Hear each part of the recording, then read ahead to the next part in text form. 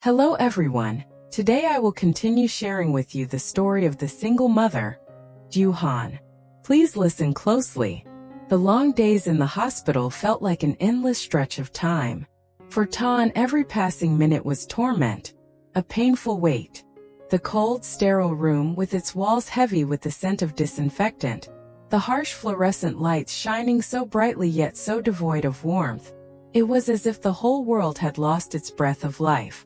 On the hospital bed, Hân lay motionless, her face pale, her lashes closed tightly, her breath shallow and fragile. Each time Thanh looked at the heart monitor, where the green line still flickered steadily, his heart clenched with a silent plea. May those lines never fade away.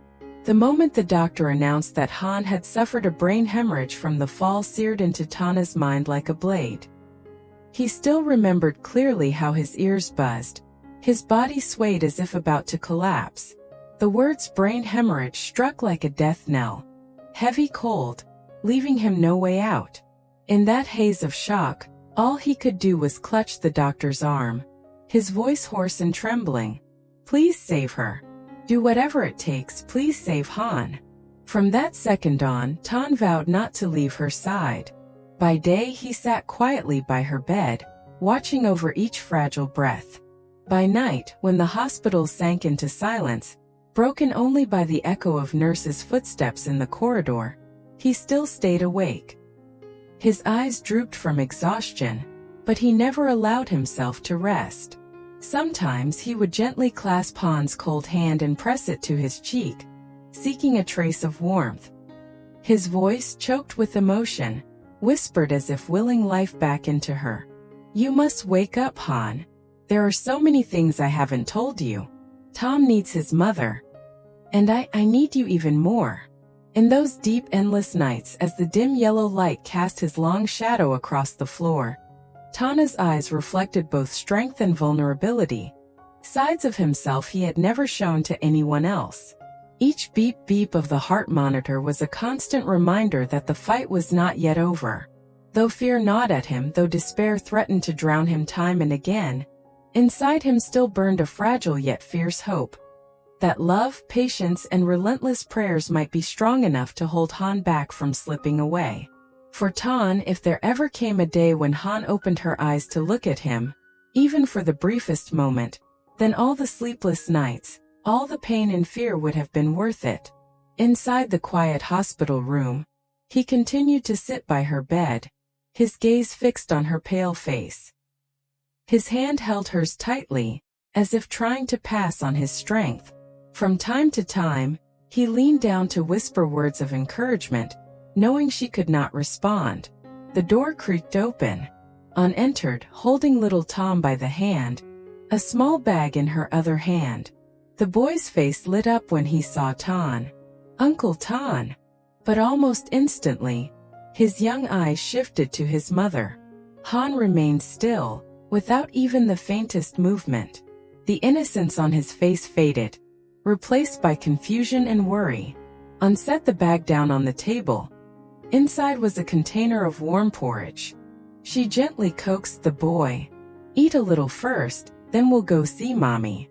Her sigh followed, her gaze heavy with sorrow as it lingered on Hân.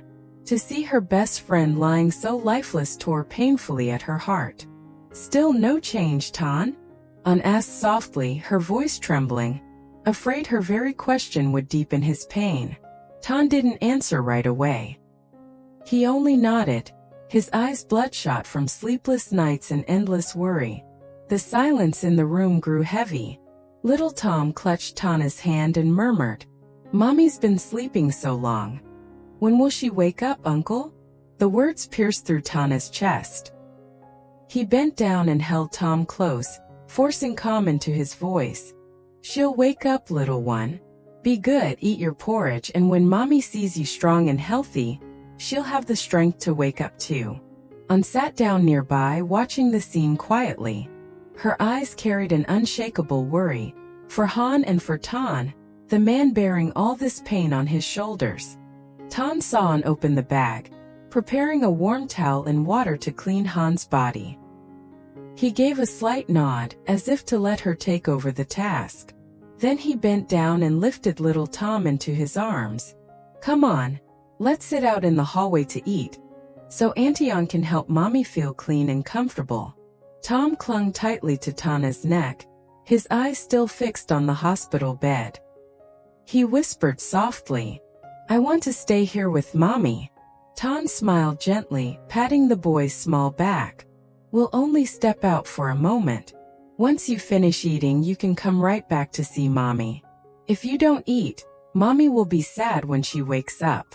At the mention of his mother, Tom hesitated, then nodded with teary eyes. Tan carried him to the hospital corridor, finding an empty chair near the window. He opened the container of porridge Han had prepared, the faint aroma spreading in the air. "All right, open your mouth. When Mommy sees you being such a good boy, she'll feel safe and wake up soon." Tan coaxed while feeding the boy small spoonfuls of porridge. Tom ate slowly, occasionally looking up to ask, "Uncle, does Mommy hurt? Can she hear me when I talk?" Tana's throat tightened. He nodded softly. "She hears everything. Just keep talking to her. Tell her you're being good, that you're waiting for her to wake up. She'll hear you and she'll try her best to wake up soon."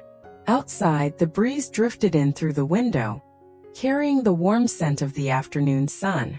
In the quiet corridor, the image of a man patiently feeding a child, with the faint beeping of the heart monitor echoing from the hospital room, became a silent yet tender moment filled with love. Inside the room, after Tan carried Tom out, the space grew even quieter. Han sat down beside the bed, opened the small bag she had brought, and took out a soft towel and a basin of warm water the nurse had helped her prepare. She wrung the towel gently, then began to wipe Han's pale face.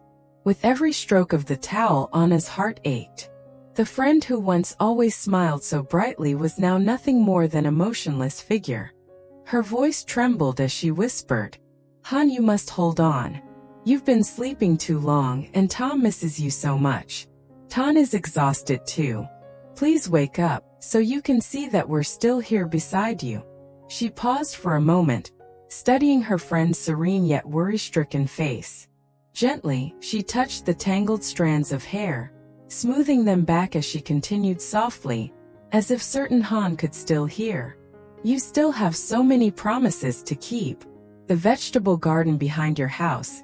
Just the other day you said you needed to plant more beans, right? If you don't wake up, who will teach Tom the dreams you once held? Who will laugh with me when we remember the old days?" Tears slipped down on his cheeks, landing on Han's face. She quickly wiped them away, afraid her friend would feel uncomfortable, then clasped that cold hand more tightly. "One nap is enough, Han. Please wake up for Tan. And for me too." Under the hospital's dim yellow light, the small figure of Han sitting beside the bed, quietly wiping Han's face and speaking to her, became an image steeped in friendship and unending worry. A moment later, hurried footsteps echoed through the hospital corridor. Dan appeared, his shirt still unbuttoned, breathless as if he had sprinted from the gate. The instant he saw Tan slumped outside the hospital room, he rushed over, his voice trembling with worry. "How's Han? Tan, tell me, how is she?" Tan lifted his head, dark circles under his eyes, his face gaunt from sleepless nights. He let out a weary sigh, his voice hoarse. "The doctor said Han has a brain hemorrhage. She still hasn't shown any sign of waking up." Hearing that, Dan froze as though struck. His hand clenched into a trembling fist. Stepping into the room, he looked at Han lying still on the hospital bed, her face so pale it seemed unreal. His heart tightened painfully. After a moment of silence, he turned to Tan, his voice choked, carrying both grief and reproach. "Tan, how could you let things come to this? You knew how fragile Han was, you knew she needed someone to protect her. Yet you stayed silent. If you had been braver, if you had confessed your feelings, maybe she wouldn't have had to suffer this much." The reproach cut deep, like a blade twisting in Tana's chest. He lowered his head, voice trembling. "I know. I regret it so much, Dan. I was afraid that saying it would only burden her more. I thought just staying by her side, protecting her quietly, was enough. But now seeing her lying here, I realize how wrong I was. Wrong in a way I can never forgive myself for. Dan let out a bitter laugh, his eyes still fixed on Han. You loved her. I did too. But the difference is, I stepped forward while you kept retreating, hiding everything inside. And now the result is the same. Both of us are helpless, just standing here watching her like this. The room sank into silence. The steady beep of the heart monitor sliced through the tense atmosphere. Tan sat still, weighed down by guilt, while Dan clenched his jaw, his shoulders trembling as he tried to contain his emotions. After a long pause, Dan sighed, resting a hand on Tana's shoulder, his voice low and steady. Blaming each other won't change anything now. What matters most is that Han wakes up. Who stays, who takes care of her, that doesn't matter anymore. As long as she lives, as long as she's safe, I'd give up everything. Tears blurred Tana's vision. He nodded, a mix of regret and desperate longing flooding his heart. Whether it was Dan or himself, no matter how complicated their feelings were, the only thing they both wished for now was the same, that Han would open her eyes and return to life. In the quiet hospital room after their exchange, the tension between Tan and Dan slowly eased. Both fell silent, their eyes fixed on Han, the girl lying motionless, like an invisible thread binding their hearts together. Dan glanced at Tana's haggard face, his eyes sunken from countless sleepless nights, and sighed. Tan, you should go rest a little. You look exhausted. If you collapse, who will have the strength to take care of Han? Tan shook his head slightly, still holding Han's hand, his voice breaking. I can't. I'm afraid if I leave, even for a moment, she might need me. Dan sat down beside him, his tone firm but gentle. Don't worry, I'm here. No matter what, I won't leave Han's side. You need to rest and keep your strength. Han needs you healthy and clear-headed if you're going to care for her long-term. Trust me, just this once. Tan fell silent. He knew Dan was right, but his heart wrestled fiercely inside. His gaze lingered on Han's pale face, his chest tightening painfully. After a long hesitation, he finally nodded, releasing her hand reluctantly, as if afraid of losing something precious. He turned to Dan, his voice heavy with urgency. If there's any change at all, call me right away. Even the smallest one. Dan nodded firmly, his eyes resolute. Don't worry. I promise I'll take good care of her. Tan rose to his feet, his steps heavy as if weighed down by stone. Before leaving, he looked back at Han once more, his eyes overflowing with worry and unspoken love. Only when the door closed softly behind him did the room fall into silence again, leaving Dan by Han's side, quietly holding her hand in Tana's place. Tan returned home, but though his body was drained, he couldn't close his eyes. His mind was haunted by the image of Han lying motionless in the hospital bed. Suddenly, her words came rushing back. The wish to finish the small village school so the children would have a proper place to study. Determination lit up in Tana's eyes. He refused to sit idle. That very night, he went out to the yard and began sorting through the old desks and chairs piled up in storage. Each time he wiped and set one in place, he remembered Han's radiant smile when she spoke of that simple dream. By morning, instead of going to bed, Tan had already contacted some friends for help and rented a truck to deliver the furniture to the little school at the edge of the village. Exhausted, his shirt soaked with sweat, he didn't stop. He carried only one thought in his heart. When Han wakes, everything must already be done. She must see that her dream has come true. When the final desk was set neatly in the classroom, Tan stood still, gazing around. The once shabby room now looked orderly and bright. A rare smile softened his haggard face. He whispered into the air, as if sending his words to her. Han, rest easy, your dream, I'll fulfill it for you, until the day you wake and we see it together. Back in the quiet hospital room under the pale light, Dan sat by Han's bed, her hand clasped tightly in his. Countless sleepless nights had left his eyes bloodshot, his lids heavy. After whispering a few words of encouragement, he dozed off, his head resting against the bed rail. In his restless sleep, he never knew a miracle was happening. Han's brow furrowed slightly, her lashes trembled, and slowly her eyes opened. Her vision was blurred as she scanned the unfamiliar room. The steady beep-beep of the heart monitor reminded her she was still alive. Turning her head with effort, she saw Dan asleep, his head leaning against her arm.